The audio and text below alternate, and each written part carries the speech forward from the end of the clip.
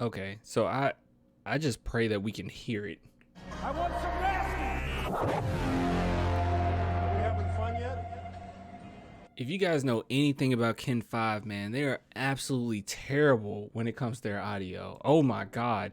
Hopefully we can hear this. But yeah, we're gonna go into it. I have not seen this whatsoever, but apparently Pop finally talked about the Primo allegations somewhat. Apparently, I don't know. I guess we'll see in a second. But hey, if you guys want to support the channel, clanthemerchfan.com. You see this?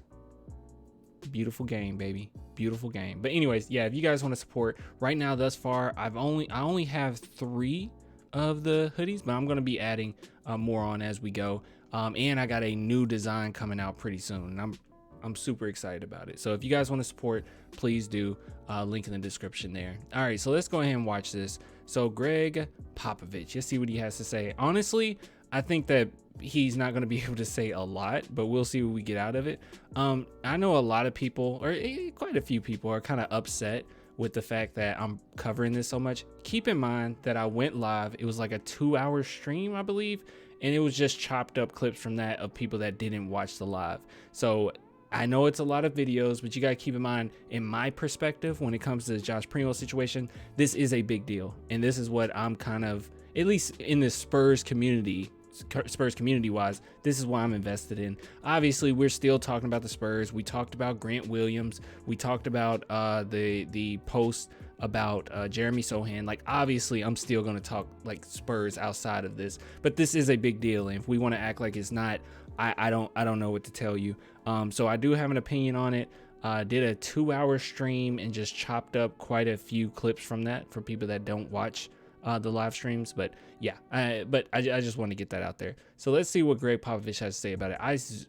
I'll be honest with you guys, I skipped forward because you cannot hear what Tom Orsborn. I'm pretty sure that's Tom Orsborn talking. Hopefully I said that right. All right, yes, hopefully we can hear this. You're not gonna be able to hear that. Hold on. See if we can hear Pop. You know, I understand your question and your desire to get as many details as you can. But as you also know, this is in the hands of lawyers now. And so I can't go there, and I'm not going to go there. It's up to them. They're going to talk about it. They're going to argue about it. They're going to go back and forth. That's what they do. So while that's going on, I can't talk about details. But I will say that I stand by the statement that came out yesterday by the Spurs organization, in contrast to many of the things that were said at the press conference. So it sounds like there's some things that he has contention with as well, because that's what RC actually put out. He said the timeline of events, certain things that happen, we disagree with it. So let's see what Pop says. And I would only add that, you know, anybody that has observed the Spurs over a very long period of time knows that an accusation like this would be taken very seriously, without any doubt whatsoever, no equivocation. The Spurs organization would be on top of it. I love this from Pop. Can I just say something? Because this is kind of on my mind when it comes to this. Because I don't like, I've said the entire time, I've held true to this. I have a hard time believing Greg Popovich had anything to do with it. I just do. If it comes out that he did, I'll be quick to change my opinion on that.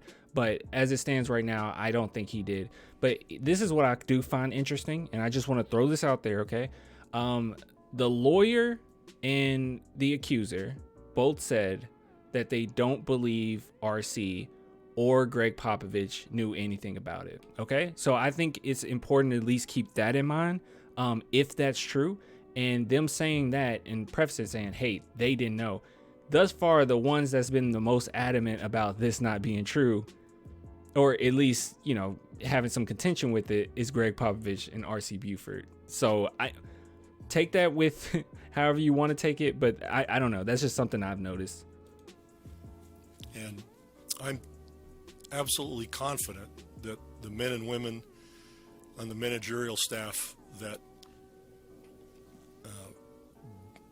dealt and are dealing with this did so purposefully, efficiently, promptly, and did it with the utmost care for everybody concerned, the accuser, the accused, the people in the organization, to make sure that everybody still felt comfortable and safe. And I'll just leave my comments at that. Okay. All right. So that's what he has to say.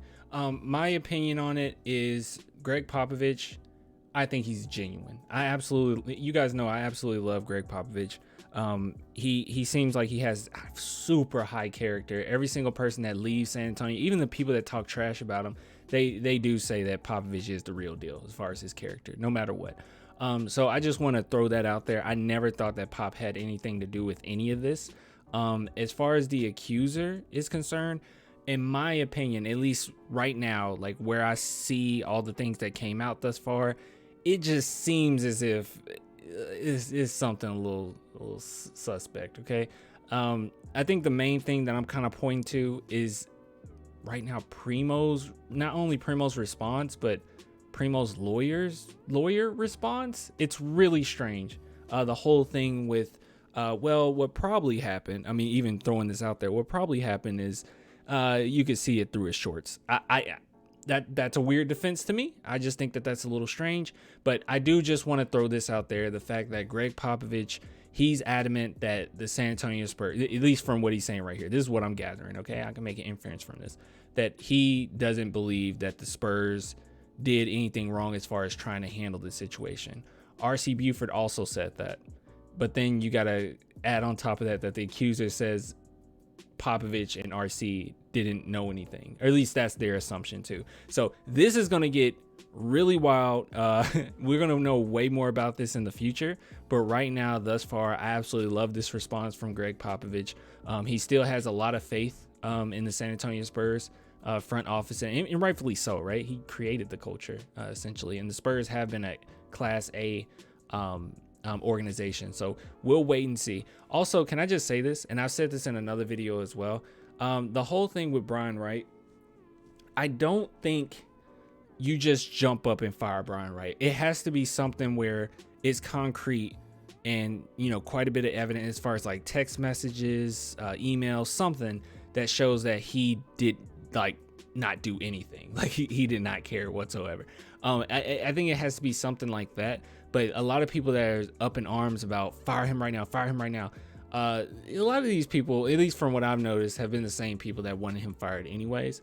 But in my opinion, I think if it's proven that Brian Wright had like something crazy to do with it, then yeah, you gotta bounce, my boy. I would much rather that be the case than keep him around if that was the case. But we'll see. We'll wait and see. But as I'm standing right now, as far as what at least what we've been given, I'm leaning on the side of Primo. Come on. That's where I'm at. But anyways, I'll give it to you guys later. If you want to support the channel, as always, man, clanthemerchfan.com, link in the description, or become a patron or YouTube member, only $2 per month. I appreciate all the love, man. Until next time.